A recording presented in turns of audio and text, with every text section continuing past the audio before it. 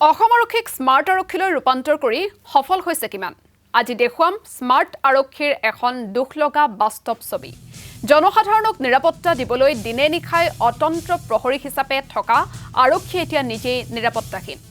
এফালে হাতীৰ ভয় আনফালে তৰ্জাৰ বেৰৰ গৃহত ৰখা হৈছে এই সমূহ অস্ত্ৰ-শস্ত্ৰ এই দৃশ্য অসম মেঘালয় সীমান্তৰ ক্ষেত্ৰীৰ উমচিয়াং চেকগেটটোত নাই কোনো বিদ্যুতৰ ব্যৱস্থা নাই যোগাযোগৰ ব্যৱস্থাও আৰু এই সন্দৰ্ভত আমাক সবিশেষ জনাব কমল কৃষ্ণ ডেকাই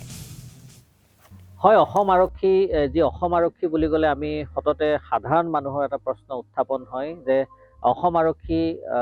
আসলতে সেৱাত ভাল কিন্তু তেওঁলোক দুৰ্নীতি ঘুষখোৰ বুলি কয় কিন্তু তাৰ বিপৰীতে অতি নিষ্ঠাবানভাৱে সংকটজনক অৱস্থাত এটা জংঘলৰ মাজত ডিউটি কৰি থকা অসম আৰক্ষীৰ এখন আজি জিয়া বাস্তৱ ছবি আমি দেখুৱাম আৰু মই বৰ্তমান উপস্থিত আছো অসম মেঘালয় সীমান্তৰ যি ক্ষেত্ৰী যি অঞ্চল আছে ক্ষেত্ৰী অঞ্চলৰ ক্ষেত্ৰী আৰক্ষী থানাৰ অন্তৰ্গত উমচিয়াং চেকপোষ্টত মই ভিডিঅ' জাৰ্নেলিষ্টক প্ৰথমতে সেই চেকপোষ্টটো দেখুৱাবৰ কাৰণে অনুৰোধ কৰিছোঁ এটা তৰ্জাৰ গৃহ আৰু এই গৃহটোত যিসকল আৰক্ষী জোৱান আছে তেওঁলোকে অহৰ্নিশা অতন্দ্ৰ প্ৰহৰী ৰূপে এই সীমান্তৱৰ্তী অঞ্চলটোত তেওঁলোকে ডিউটি কৰ্তব্য সমাপন কৰিছে মই সেই দৃশ্যসমূহ দেখুৱাম যি দৃশ্য দেখিলে আপোনালোকৰ চকু পানী ওলাব যে এই জোৱানসকলে কেনে এটা কষ্টত দিন কটাব লগা হৈছে প্ৰথমতে মই সেই পাকঘৰটো দেখুৱাব বিচাৰিছো এই পাকঘৰটোলৈ আপোনালোকে মন কৰক ভালদৰে যেটা উৱলি যোৱা গৃহ আৰু তাত এই পাকঘৰটোত তেওঁলোকে এনেধৰণে খানা বনাব লগা হয় তেওঁলোকে যি খাদ্য সেই খাদ্য তেওঁলোকে বনাব লগা হয় আহিছো মই অকণমান যদি ইয়াৰ পৰা আহো অকণমান যদি ইতিফালে আহো ইয়াত আমি ভিতৰৰ যি দৃশ্য সেই দৃশ্য দেখোন প্ৰথমতে টিংপাত ওপৰৰ যি অৱস্থা সেইটো চাওক বতাহ বৰষুণ যি আছে সেই বতাহ বৰষুণৰ অৱস্থা যদি আহে সেই তেতিয়া তেওঁলোকে ইয়াত পানীত তিতি থাকিব লগা হয় এনেধৰণে তেওঁলোকে কৰ্তব্য সমাপন কৰিব লগা হৈছে মই ইয়াত যি কৰ্তব্য সমাপন কৰি থকা যি সকল জোৱান আছে তেওঁলোকৰ পৰা কিছু কথা জানিবৰ চেষ্টা কৰিম যে অসম মেঘালয় সীমান্তৱৰ্তী উমচিয়াং যি ঘাট এই উমচিয়াং ঘাটত তেওঁলোকে এনেধৰণে অতন্দ্ৰ প্ৰহৰী ৰূপে যি মেঘালয় ফালৰ পৰা যি আচলতে গাড়ীসমূহ আহে বাহনসমূহ আহে সেও তন্নতন্নকে তেওঁলোকে পৰীক্ষা কৰে আপোনালোকে দেখিছে আৰু অসমৰ পৰা মেঘালয় ফালে যোৱা আচলতে যিসমূহ বাহন আছে এই বাহনসমূহো কিন্তু তেওঁলোকে তন্নতন্নকে পৰীক্ষা কৰে যাতে কোনো ধৰণৰ অপ্ৰীতিকৰ পৰিস্থিতি ইয়াত সৃষ্টি নহয় কোনো যাতে বিপদজনক ইয়াত যাতে ঘটনা সংঘটিত নহয় তেওঁলোকে এনেধৰণে অতন্দ্ৰ প্ৰহৰী ৰূপত আছে মই ইয়াৰ আৰক্ষী জোৱানগৰাকী আছে তেওঁৰ পৰা কিছু কথা জানিম যে এনে এটা অৱস্থাত তেওঁলোকে ইয়াত হাতীৰ ভয় আছে ইয়াত জংঘলৰ মাজত হাতী ওলাই ইয়াত আপোনালোকে যি আসলে খাদ্য ইয়াত যি বনাই উৱলি যোৱা এটা পাকঘৰ এটা গৃহ কি অসুবিধা পায় আপোনালোকে ইয়াত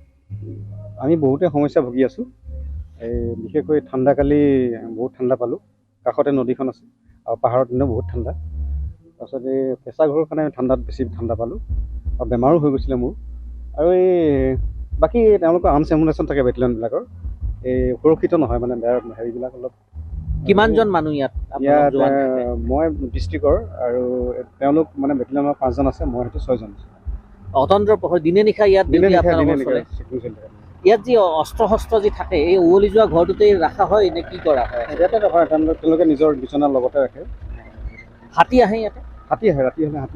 হাতীৰ ভয় আছে হাতীৰ ভয় আছে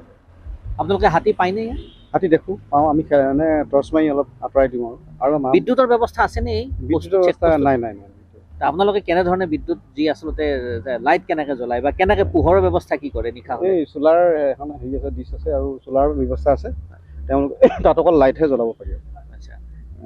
2-3টা বাল্ব জ্বলাওঁ আৰু পৰিয়ালৰ লগত যোগাযোগ কৰিবৰ কাৰণে মই যিমান দূৰ জানো ইয়াত মোবাইলৰ নেটৱৰ্ক আগতে নাছিলে এতিয়া এয়াৰটেল নেটৱৰ্ক মাজে মাজে পায় বাকী জিঅ' হেৰি এইবিলাক নাপায় আপোনালোকে কি ইয়াত চাব লগা হয় যি প্ৰতিখন মেঘালয়ৰ ফালৰ পৰা অহা বা অসমৰ ফালৰ পৰা প্ৰতিখন গাড়ীয়ে আপোনালোকে মই দেখিছোঁ ইয়াত তন্নতন্নকে পৰীক্ষা কৰে যাতে অপ্ৰীতিকৰ পৰিস্থিতি নহয় কি ক'ব বিচাৰে এইটো এটা ভাল এটা চেক পোষ্টটো দিয়াৰ কাৰণে বহুত ভাল হৈছে বিশেষকৈ অসমৰ পৰা যিবিলাক মানে সন্দেহযুক্ত মানে হেৰি চুৰি যদি যাব পাৰে কিবা হেৰি যিকোনো স্মাগলাৰ যিকোনো হেৰি আমি ইয়াত মানে চেক কৰি ৰখাৰ ব্যৱস্থা কৰোঁ আৰু তেওঁলোকৰ ফালৰ পৰাও যদি কিবা হয় আমি চেক কৰোঁ সেয়াই আৰু যথেষ্ট এটা ভাল চেক পোষ্ট যদি আমি চাওঁ এই ঠাই ভাল এতিয়া ভাল মানে এইটো এটা ভাল এতিয়া কালি এখন খেতিত এখন মটৰচাইকেল চুৰি হৈছিলে আমাক লগে লগে ইনফৰ্মেশ্যন দিছে আমি লগে লগে আমি হেৰি কৰি চেক কৰিছোঁ আৰু সেইমতে মেঘালয়লৈ যোৱা আশংকা দেখি মেঘালয়লৈ তিনি নিজে স্বীকাৰ কৰিছে চুৰিকেইজনে আৰু হয়তো এফালেও নিব পাৰিলেহেঁতেন আমি মানে চেক কৰি হেৰি আগতে এটা মানে ব্যৱস্থা আমি হাতত ল'ব লৈছে। পৰা হৈছে। তে ইমান কষ্টৰ পিছতো কিন্তু আপোনালোকে ডিউটি সমাপন কৰি আছে, কৰ্তব্য সমাপন কৰি আছে। হয়। কি হয় যে নকৰো বুলি তেনেকুৱা ভাৱ হয়নে? নাই নাই নাই, এইটো আমাৰ অসম আৰক্ষীৰ ডিউটি, আমাৰ কৰ্তব্য দেশৰ কাৰণে বা ৰাইজৰ কাৰণে কৰিবই লাগিব, সেইবাবে কৰি আছোঁ। এটা বিশেষ বাক্য কমল আছে কৃষ্ণ ডেকা, জনহিত আপোনাক এই মুহূৰ্তত ধন্যবাদ জ্ঞাপন কৰিছোঁ আপুনি আৰক্ষীৰ সমস্যাৰ বিষয়ে জনোৱাৰ বাবে।